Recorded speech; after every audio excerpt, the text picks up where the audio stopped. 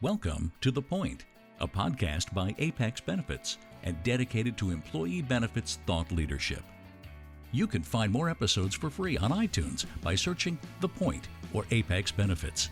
Please rate, review, and subscribe to be the first to know about what we have in store for you. To learn more about Apex Benefits, please visit our website at www.apexbg.com or find us on LinkedIn, Facebook, or Twitter. Let's get to the point together. Welcome back to The Point Fort Wayne. I'm Kassee, Lamm, Benefits Strategist for Apex Benefits, and today I'm joined by Heather Lytle with Lytle Communications and Scott Long with Apex. Thanks so much, Heather and Scott, for joining me today. And just to get things started, Heather, can you introduce yourself and maybe tell us a little about you? Sure. Thank you, Kassee. Just a real pleasure to be here. My first podcast appearance. Very, very excited and a little nervous. I'm Heather Lytle. I am a Fort Wayne native, born and bred. Graduated Heritage High School. I won't tell you what year. It was a couple decades ago. But really just passionate about Fort Wayne and how much it's changing and like how cool it's getting, because seriously, it was never this cool when I was growing up. But what it is I do, I have a communications firm called Lytle Communications, and I work with small and medium-sized organizations to help them gain consistency and transparency in their operations. And we do that through setting up policies and processes and procedures, so that way everybody knows what to expect, everybody knows what to do, and it's all clear and crisp, and there's no question in what should be done. Yeah. A lot of times we find that these organizations, they're so busy going out there doing their awesome, right? That they're like, man, we should probably figure out how to like sustain this awesome and put kind of some rules in place. So that's what I do. Awesome. Well, Scott Long, I'm with Apex Benefits, and Kassee and I are just excited to be here today and at beautiful Greater Fort Wayne Inc. headquarters.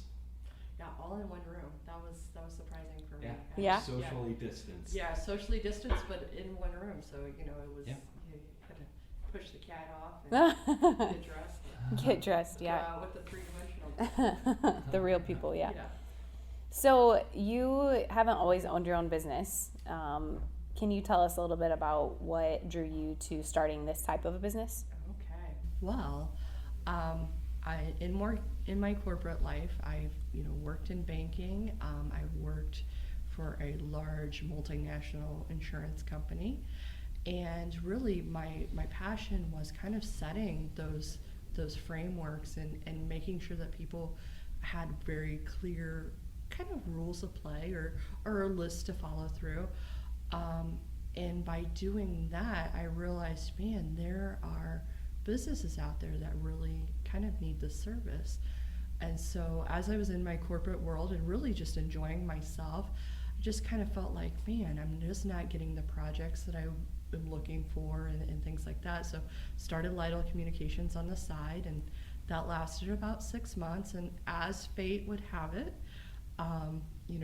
God gives you a little push, and they said, well, hey, we're going to have to reorganize, and we are going to move your job to Eastern Europe. But as your consolation prize, it's like, let's make a deal. The door behind door number 3 is you're going to get like a pretty good severance package. And I said, you know what? That's great. I'm going to take this leap, and we're going to do this. And that's history, as they should say. And my stomach lining will probably never recover, because it's a lot of like, what's happening? It's a big jump. But you know what? It's what I'm supposed to be doing. I absolutely have no doubt. When I come in and I talk about things that nobody wants to talk about, man, that's the good stuff. Yeah. Well, you work with companies and organizations of all sizes. Do you find yourself kind of revising policies more often than creating new ones? Usually I end up working with smaller businesses. Like larger businesses usually have somebody on staff that can kind of handle that. And what I say is my sweet spot is between 5 and 50. Because of five and under, you can kind of communicate amongst yourselves. 50, again, you have somebody on staff to do it, and then you have a lot more government requirements like FMLA and things like that. So that kind of in that in between. Now, what I will find is sometimes they might have something that maybe somebody started to write and got busy and just kind of abandoned, or they're like, yeah, we have all these documents and we think they could go together and make a policy, but we're not really sure. So that's kind of the revision piece, but then also like, you know, hey, what's going on? Is there something like a big issue that you're really worried about? Let's talk about that. Right. So when you're working with employers, are there certain, you know, key words or phrases that employers need to be conscious of and aware of that should be included in certain policies and procedures? I would say the overarching theme, not that it necessarily needs to be in the policies, but a mindset that you need to approach is consistency and transparency. And what I tell people is we need consistency and transparency just in our everyday lives. And it's in a business is no different. So if you're driving down the street and you hit a big mud puddle and all of a sudden you can't see out your windshield, I mean, there goes your transparency. You don't know what's happening, okay? So, you know, you need to clear that off and make sure that everybody understands what's happening. The other thing is, you know, consistency. You can't stop on green and go on red. Like you have to always do those same things. So again, when you're looking at setting a policy, it's like, okay, well, you have to have language in there that you make sure that everybody's going to adhere to every time. Now, there are always exceptions to the rule, so you put a little blurb in there that, you know, if there is an exception, it needs to be approved. But you want to make sure that it's not so stringent that there's no possible way that everybody can follow it. Like you don't make people wear orange shirts on Wednesday every time. So. Okay. Yeah. Do you find that that there's common gaps or things that are missing that may be common between organizations that you work with? Sure. A lot of times what you find is, and this is my least favorite phrase probably in the whole world, is this is the way we've always done it. And you get that, and it's just like, well, you know, if this is the way you've always done it, when you're 10 people, isn't always going to be the way that you work when you're 40 people, right? So they just kind of that unwillingness to change is usually a big stumbling block across all organizations. I would say the biggest one is that, and then also sometimes what like an owner or manager will say to me is happening isn't what really is happening. You know, so for instance, you know, if you have like a vacation policy and it's like, okay, well, if 2 people request off at the same time, who gets it? Right. Seniority or who asks first? And both are correct, but it has to be consistent. So, and some departments do it this way, some departments do it another way. So those are the 2 big things is, you know, what's real, what's the ideation and what's, you know, really happening, and, you know, just kind of that resistance to change. So you mentioned, you know, some employers say this is the way we've always done this, right? And when you are an employer and you're trying to grow, you can't continue to do what's worked in the past. And, you know, you mentioned consistency. That's a big part of, you know, growth and development, right? So when employers are dealing with consistency, how do you come in and help them and say, do you just come in and peel back the layers and kind of open their eyes to say, here's what we really need to be looking at? Or how do you help them with the consistency aspect? There's a lot of talk, and it's borderline talk therapy, therapy for your business. But what it is just like, there's a lot of, on my part, because I want to see them succeed, but, you know, if they don't take what I say, you know, at the end of the day.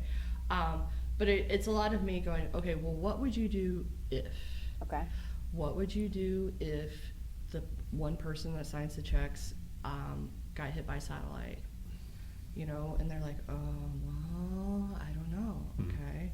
Well, what would you do if you had somebody that you couldn't trust? And that's something that you need to build in as far as controls go. So really it's just a lot of talking through Sometimes somebody will say to me, I don't really think this is working and this is why. Mm-hmm. And so I kind of have to be diplomatic and go to the manager and say, so when you do this, and I act like it's my idea, not Sure. to steal somebody's idea, but just to be like, well, when you do this, I can see that there's a lot of bottlenecks or there's a lot of miscommunication. Yeah. What if we did this instead? And, we kind of talk about what would be the worst that would happen if we kind of made some changes, and we kept the risk assessment, but, made them have a much smoother process. Yeah. Help them visualize it. Yeah, exactly. Yeah. Yeah. Well, in the work that Kassee and I are involved with, we work with a lot of HR professionals. What, as you're working with human resources professionals in HR teams, what words of wisdom would you share with them? I would say a couple different things. One, always make sure that you have a review process for your policies. Because you'll have something that you did like 5 years ago, and if the organizational structure doesn't even reflect that anymore, then it's no good. So kind of set up an annual review process, and I would say you don't have to review all your policies at the same time. What I've done with other organizations is we set them up on a quarterly schedule. Yeah. We look at this quarter, we're going to look at stuff that has to do with benefits. This quarter, we're going to look at stuff that has to do with marketing and social media and things like that. On this last quarter, we're going to look at how the accounting processes go. And I mean, those get spread all around, but if you have one quarter, and there's 4 quarters in the year, so then you can take the last one off if you divide it by 3, but then you just kind of have, it's not so overwhelming because it is really important that those stay up to date. And then the other thing I would say is just make sure when you're looking at your policies that it's really what you want to do, what you want to represent as your organization. A work from home policy is a really good example. I mean, for one thing, nobody ever thought, going into 2020 that like the world was going to work from home. They just didn't think it would happen. But do you want to be the kind of company in your work from home policy that if I instant message you and you don't answer back within 5 minutes, then that's a problem? It just depends on, you have to build that level of trust. So don't put that in your policy. If you may want to kind of be the hard person, but don't put it in your policy if you're not willing to do it every single time. Yeah, that's fair. Appreciate that.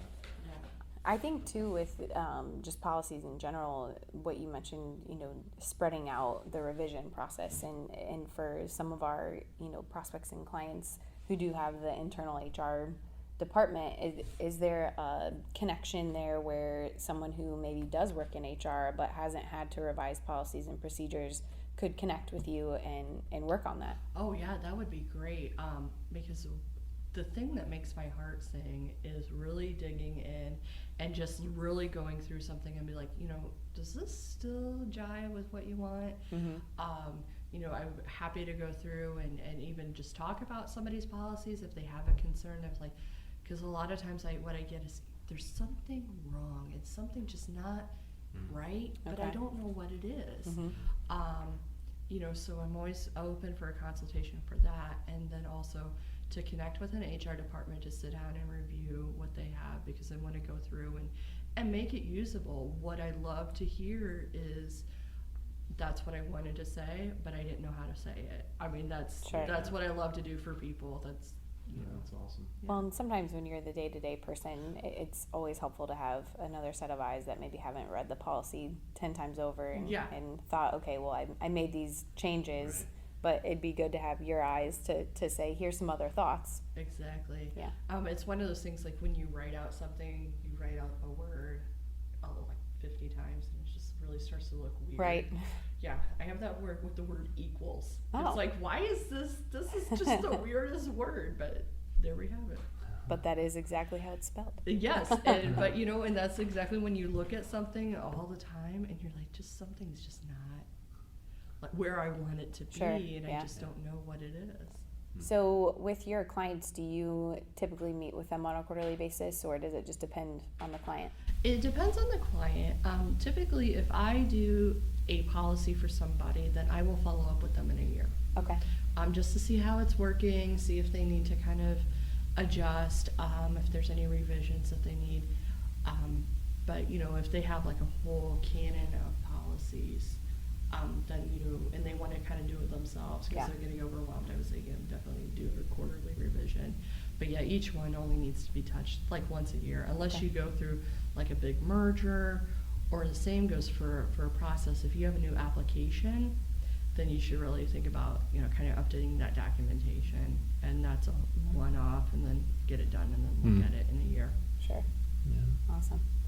Well, Heather, thank you so much for speaking with us today, and I've learned a lot about policies and procedures, and for someone who doesn't work in HR, it's always good to know when those things should be revised and who they can connect with. So we'll definitely in the podcast description put a link to your LinkedIn and your website so that our listeners can connect with you and reach out to you. Excellent. Yeah, everything you wanted to know but was afraid to ask about policies, that's You're what the, you want to you're know. the lady. I'm the lady. I'm the lady. Thanks, Heather. Awesome. Well, thank you you so much, Heather. Thanks. You can find more episodes for free on iTunes by searching The Point or Apex Benefits. Please rate, review, and subscribe to be the first to know about what we have in store for you. To learn more about Apex Benefits, please visit our website at www.apexbg.com or find us on LinkedIn, Facebook, or Twitter. Let's get to the point together.